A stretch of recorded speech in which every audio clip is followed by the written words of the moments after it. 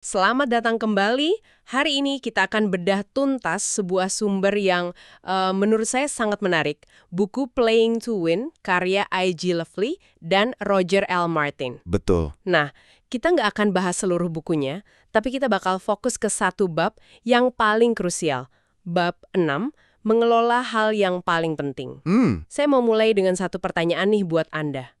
Pernah nggak lihat strategi yang brilian, presentasinya keren banget, tapi ujung-ujungnya, ya cuma jadi pajangan di laci? Sering sekali. Bab ini ngebahas kenapa itu terjadi, dan gimana cara memperbaikinya. Ini bukan soal bikin ide yang lebih bagus, tapi soal membangun mesin yang bisa menjalankan ide itu. Tepat sekali. Sumber ini menekankan kalau strategi sehebat apapun itu bakal gagal total tanpa 3 pilar pendukung. Oke.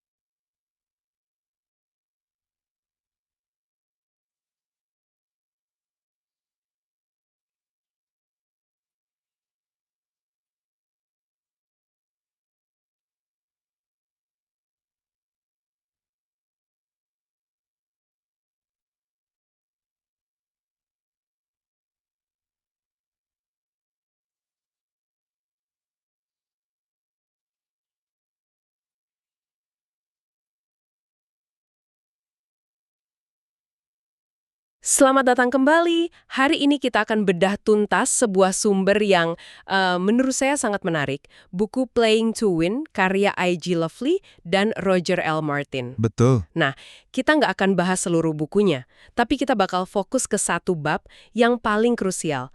Bab 6, mengelola hal yang paling penting. Saya mau mulai dengan satu pertanyaan nih buat Anda. Pernah nggak lihat strategi yang brilian, presentasinya keren banget, tapi ujung-ujungnya, ya cuma jadi pajangan di laci? Sering sekali. Bab ini ngebahas kenapa itu terjadi dan gimana cara memperbaikinya. Ini bukan soal bikin ide yang lebih bagus, tapi soal membangun mesin yang bisa menjalankan ide itu. Tepat sekali. Sumber ini menekankan kalau strategi sehebat apapun itu bakal gagal total tanpa 3 pilar pendukung. Oke. Pertama, proses yang sehat untuk menciptakan dan mereview strategi itu sendiri. Kedua, struktur organisasi yang emang dibangun untuk mendukung kemampuan inti Anda, bukan malah melawannya. Dan yang ketiga, dan ini yang sering dilupain, adalah ukuran atau metrik yang tepat untuk memastikan Anda benar-benar bergerak ke arah kemenangan. Nah, ini sistem yang mengubah niat di ruang rapat jadi tindakan nyata di lapangan. Oke, mari kita mulai dari pilar pertama, proses. Sumber ini punya anekdot yang luar biasa dari PNG di masa lalu. Ini favorit saya. Proses tinjauan strategi mereka itu digambarkan sebagai teater korporat terbaik. Coba bayangin ya, rapat besar isinya 25 orang. Wow. Manajer merek datang bukan buat diskusi, tapi buat mempertahankan diri. Bawa buku catatan setebal 50 halaman, isinya jawaban buat setiap kemungkinan pertanyaan. Dan tujuannya itu, menyedihkan banget. Ada manajer yang dikutip bilang, tujuan utamanya di rapat itu cuma untuk tidak dipermalukan dan keluar dari sana hidup-hidup. Keluar dari sama hidup-hidup, gila, saya rasa banyak dari kita pernah deh ngerasain rapat yang kayak gitu. Pasti, itu bukan lagi soal nyari strategi terbaik kan, itu soal bertahan hidup secara politik. Fokusnya geser dari kolaborasi jadi menjual dan mempertahankan rencana yang udah ada, apapun yang terjadi. Dialog strategis yang jujur jadi mustahil. Mustahil. Bahkan ada cerita yang lebih gila lagi. Seorang presiden divisi, ini posisinya tinggi loh, disaranin sama bosnya untuk membicarakan apa saja kecuali strategi di dalam rapat strategi. Supaya nggak diganggu CEO. Betul. Ini kan nunjukin betapa rusaknya budaya saat itu. Jadi gimana dong mereka memperbaikinya? Pasti nggak gampang mengubah monster sebesar itu. Mereka melakukan perombakan total. Hampir nggak bisa dipercaya. Rapat besar yang formal, presentasi panjang berjam-jam, itu semua dihapus. Dihapus. Diganti jadi dialog. Rapatnya dikecilin. Cuma 4 atau 5 orang kunci yang benar-benar relevan. Oke, lebih fokus. Materinya juga harus dikirim jauh-jauh hari sebelumnya. Jadi nggak ada lagi elemen kejutan. Dan ini nih, aturan yang paling radikal. Nggak boleh ada lebih dari 3 lembar materi baru yang dibawa ke rapat. Tunggu. Ini menarik. Cuma 3 lembar. Itu kedengarannya sangat membatasi, bahkan mungkin kontraproduktif. Gimana aturan sekecil itu bisa beneran mengubah budaya rapat yang udah mendarah daging? Apa sihirnya? Sihirnya itu ada di psikologi di baliknya sih. Dengan cuma 3 lembar, Anda nggak bisa lagi sembunyi di balik tumpukan data atau 50 slide PowerPoint. Anda nggak bisa membanjiri ruangan dengan informasi biar kelihatan pinter, atau buat ngehindarin pertanyaan susah. Anda dipaksa fokus ke inti masalah. Oke, jadi ini soal menghilangkan tempat persembunyian. Tepat. Kalau datanya udah dibagiin sebelumnya, dan di rapat cuma boleh ada 3 lembar, ya yang tersisa cuma diskusi soal asumsi, pilihan, dan logika di baliknya. Ini benar-benar ngubah dinamika ya. Persis. David Taylor, yang waktu itu seorang presiden di P&G, bilang peran CEO itu berubah. Dari seorang interrogator, jadi seseorang yang meningkatkan pemikiran saya dan tim saya. Wow, beda sekali. Suasananya jadi lebih aman buat bilang, saya nggak tahu jawabannya, atau gimana kalau kita salah. Ini pergeseran dari budaya performa individu di mana semua orang harus kelihatan sempurna, jadi budaya pembelajaran kolektif. Itu perubahan yang fundamental. Tentu, sumber ini juga ngakuin ini nggak sempurna. Ada beberapa pemimpin yang masih ngerasa sulit nunjukin kerentanan di depan grup, mereka lebih suka diskusi 4 mata. Ini nunjukin betapa susahnya ngubah budaya, bahkan dengan sistem yang lebih baik sekalipun. Oke, jadi budayanya mulai membaik, obrolannya jadi lebih jujur, tapi percakapan jujur pun bisa muter-muter tanpa arah kalau nggak ada kerangka yang jelas. Saya jadi penasaran, alat apa yang mereka pakai buat mastiin dialog baru ini tetap tajam dan terarah? Nah, ini membawa kita ke pilar kedua. Mereka pakai alat yang sebenarnya udah lama ada di P&G, tapi mereka modifikasi. Namanya OJSM. OJSM. Singkatan dari Objectives, tujuan, Goals, sasaran, Strategi, dan Measures, ukuran. Semuanya dalam satu dokumen, 1 halaman. 1 halaman, saya suka itu. Tapi Anda bilang alat ini sudah ada sebelumnya, apa masalahnya dengan versi yang lama? Masalahnya OJSM yang lama itu seringkali cuma jadi apa yang di sumber ini disebut daftar belanjaan. Daftar belanjaan. Iya. Bagian strategi isinya cuma daftar panjang inisiatif dan proyek yang kedengarannya bagus, tapi nggak nyambung satu sama lain. Misalnya, luncurkan produk baru, tingkatkan kampanye digital, efisiensikan pabrik. Itu kan bukan strategi, itu daftar keinginan.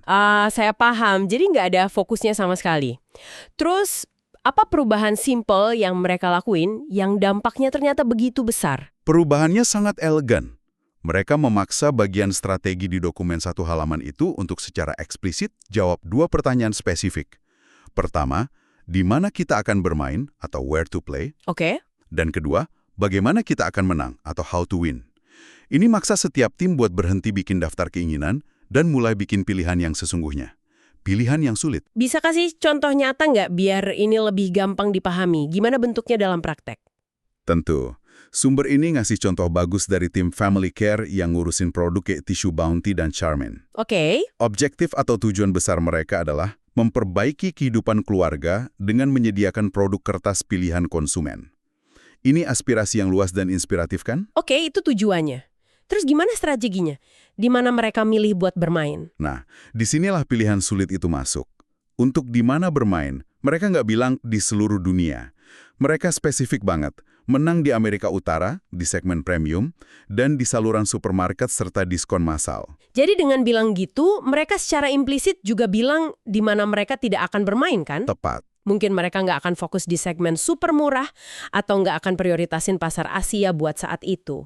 Itu butuh disiplin yang luar biasa. Tepat sekali, itulah inti dari strategi. Memilih, terus untuk bagaimana cara menang, mereka juga sangat jelas. Ada 3 pilar. Pertama, jadi ramping dan efisien dalam operasional. Masuk akal. Kedua, menjadi pilihan utama konsumen dengan produk yang superior. Dan ketiga, jadi pilihan utama pengecer dengan kemitraan yang kuat. Setiap pilar ini kemudian nyambung langsung ke measures atau ukuran yang spesifik. Contohnya? Seperti efisiensi modal, skor preferensi konsumen, dan peringkat dari para pengecer. Jadi, dengan dokumen 1 halaman itu, seorang insinyur junior di pabrik bisa ngelihat gimana pekerjaannya ningkatin efisiensi mesin secara langsung berkontribusi ke pilar, ramping, dan efisien, yang merupakan bagian dari strategi buat menang di Amerika Utara. Persis, semuanya jadi terhubung. Nggak ada lagi kebingungan, semua orang narik ke arah yang sama. Tepat.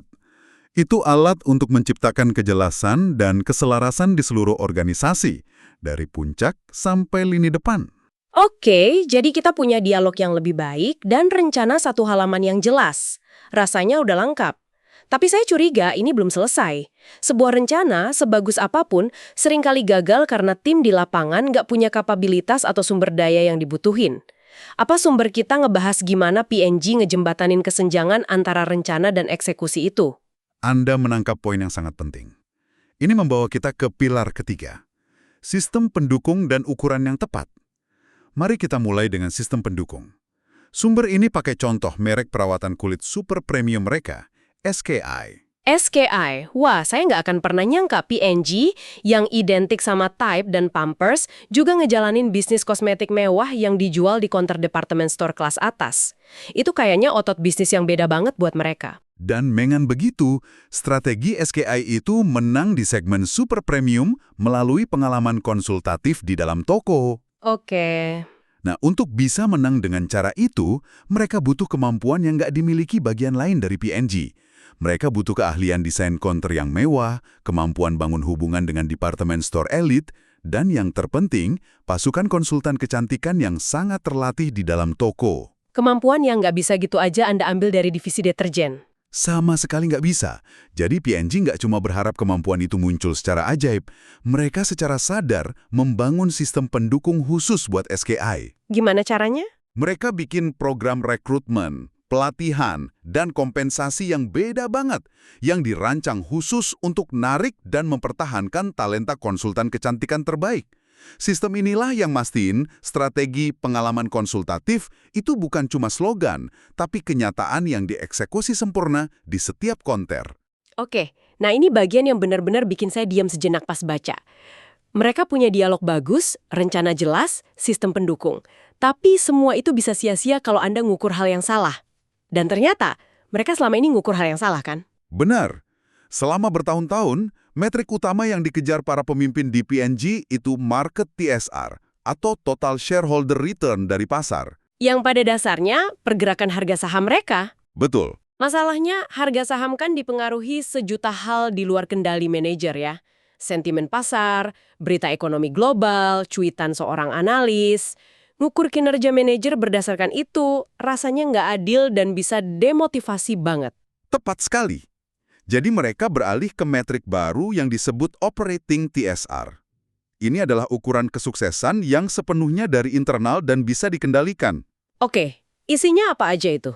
Operating TSR itu gabungan dari 3 hal yang bisa dipengaruhi langsung sama tim. Pertumbuhan penjualan, peningkatan margin keuntungan, dan efisiensi modal. Jadi dengan kata lain mereka pindah dari ngukur apa yang Wall Street pikirkan tentang kita hari ini, jadi ngukur seberapa baik kita menjalankan bisnis kita yang sesungguhnya. Persis. Perubahan ini pasti sangat memperdayakan para manajer. Tiba-tiba, mereka diukur berdasarkan keputusan dan tindakan sehari-hari mereka. Mereka bisa lihat hubungan langsungnya. Betul. Mereka bisa lihat hubungan langsung antara kerja keras mereka, ningkatin margin, atau ngelola inventaris dengan skor kesuksesan mereka. Ini nyambungin kinerja mereka dengan nilai perusahaan secara nyata, bukan lewat proksi harga saham yang fluktuatif. Konsep mengukur hal yang salah ini tergambar sempurna di anekdot popok bayi Pampers. Ini contoh klasik tentang memenangkan pertempuran teknis tapi kalah dalam perang merebut hati konsumen. Ini kisah yang sangat kuat. Selama bertahun-tahun, satu-satunya metrik yang dianggap penting oleh tim Pampers adalah Daya serap. daya serap. Mereka terobsesi dengan performa teknis ini. Insinyur mereka itu yang terbaik di dunia dalam bikin popok yang bisa nampung cairan paling banyak. Mereka terus-terusan menang di uji lab. Tapi ada masalah besar. Meskipun popok mereka secara teknis paling unggul, mereka nggak memenangkan pasar, penjualannya stagnan. Penting lihat data lab dan mulai ngobrol sama para ibu. Langsung ke sumbernya. Dan mereka nemuin sesuatu yang mengejutkan. Ternyata, para ibu itu nggak cuma peduli sama daya serap. Tentu, itu penting. Tapi mereka juga peduli sama hal-hal lain. Seperti Seberapa lembut bahannya di kulit bayi, seberapa pas dan nyaman popoknya pasti pakai, seberapa gampang gantinya. Mereka sadar bahwa mereka selama ini ngukur keunggulan produk dari sudut pandang insinyur, bukan dari sudut pandang konsumen. ini luar biasa. Mereka begitu fokus sama spek teknis sampai lupa kalau mereka jual produk untuk manusia, untuk para ibu yang peduli sama pengalaman holistik bayinya. Jadi mereka ngubah total cara mereka ngukur keberhasilan. Betul. Fokusnya geser dari keunggulan teknis daya serap, jadi keunggulan pengalaman konsumen secara keseluruhan. Mereka mulai ngukur kelembutan, kenyamanan, dan kecocokan dengan tingkat keseriusan yang sama kayak daya serap. Dan dengan ngubah apa yang mereka ukur, Mereka mengubah produk mereka. dan akhirnya berhasil memenangkan kembali hati para ibu. Jadi kalau kita rangkum semuanya, apa artinya semua ini? Rasanya ini lebih dari sekedar tips manajemen biasa ya. Strategi yang unggul ternyata butuh sebuah ekosistem yang utuh. Ini bukan cuma soal punya ide cemerlang di atas kertas. Benar sekali. Anda butuh sistem untuk dialog yang jujur dan terbuka, bukan teater korporat. Anda butuh kerangka kerja satu halaman kayak OGSM yang dipahami semua orang, yang maksa Anda bikin pilihan sulit. Dan sistem pendukung. Anda butuh sistem pendukung yang secara sengaja dibangun buat nopang kemampuan unik yang Anda butuhin buat menang. Dan terakhir, Anda butuh ukuran yang mencerminkan apa yang benar-benar penting buat pelanggan Anda, bukan cuma apa yang gampang diukur di lab. Jadi kalau kita hubungkan ini, kembali ke Anda yang mendengarkan, sistem-sistem inilah yang sebenarnya nerjemahin strategi dari bahasa para eksekutif jadi tindakan nyata di seluruh organisasi. Ini soal mastiin semua orang fokus, narik ke arah yang sama, dan pada akhirnya mengelola hal-hal yang benar-benar penting. Persis. Ini adalah jembatan antara niat dan hasil. Sebagai penutup, kami ingin meninggalkan Anda dengan satu pemikiran untuk direnungkan. Sumber ini nunjukin dengan sangat jelas bahwa proses strategi terbaik di dunia pun bisa lumpuh total oleh budaya di mana orang takut kelihatan nggak tahu, takut salah, atau takut nunjukin kerentanan. Poin yang sangat penting.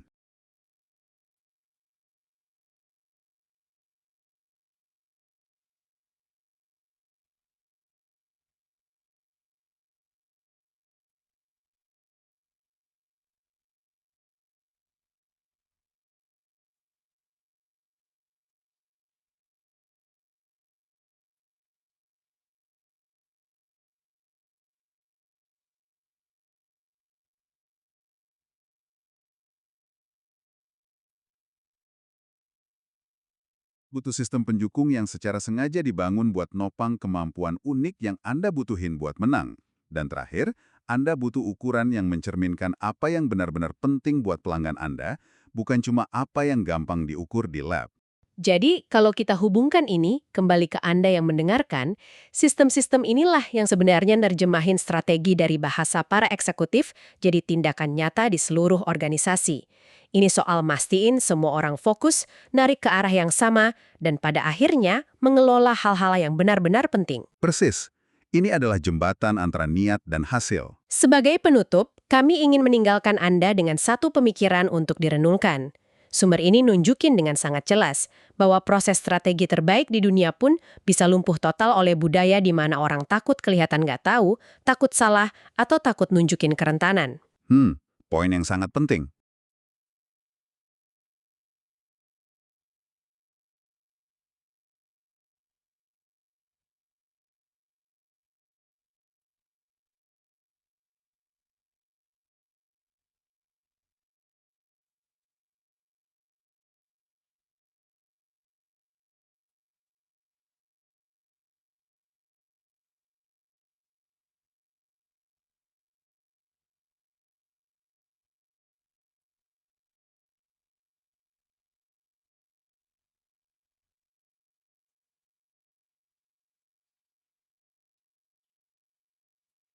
Anda butuh sistem pendukung yang secara sengaja dibangun buat nopang kemampuan unik yang Anda butuhin buat menang.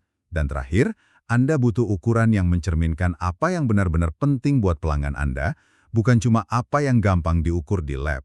Jadi, kalau kita hubungkan ini, kembali ke Anda yang mendengarkan, sistem-sistem inilah yang sebenarnya nerjemahin strategi dari bahasa para eksekutif jadi tindakan nyata di seluruh organisasi. Ini soal mastiin semua orang fokus, narik ke arah yang sama, dan pada akhirnya mengelola hal-hal yang benar-benar penting. Persis. Ini adalah jembatan antara niat dan hasil. Sebagai penutup, kami ingin meninggalkan Anda dengan satu pemikiran untuk direnungkan. Sumber ini nunjukin dengan sangat jelas bahwa proses strategi terbaik di dunia pun bisa lumpuh total oleh budaya di mana orang takut kelihatan nggak tahu, takut salah, atau takut nunjukin kerentanan. Poin yang sangat penting.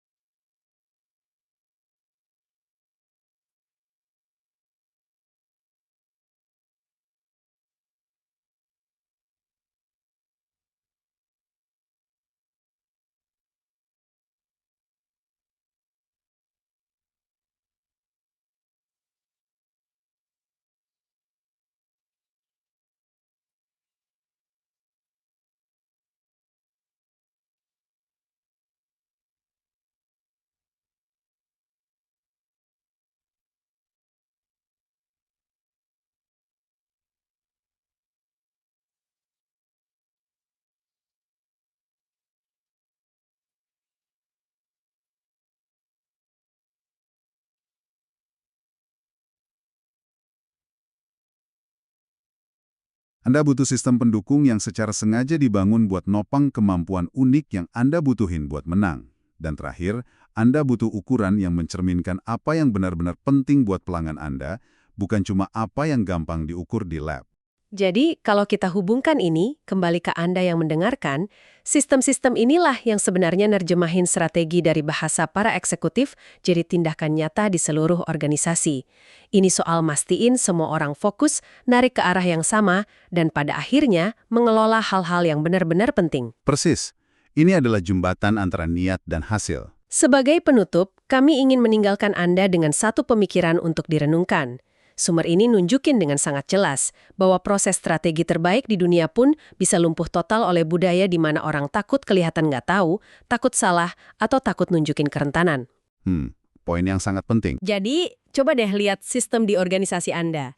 Apakah rapat strategi Anda terasa seperti dialog yang jujur untuk mencari kebenaran, atau lebih terasa seperti teater korporat di mana setiap orang cuma coba nyelamatin diri?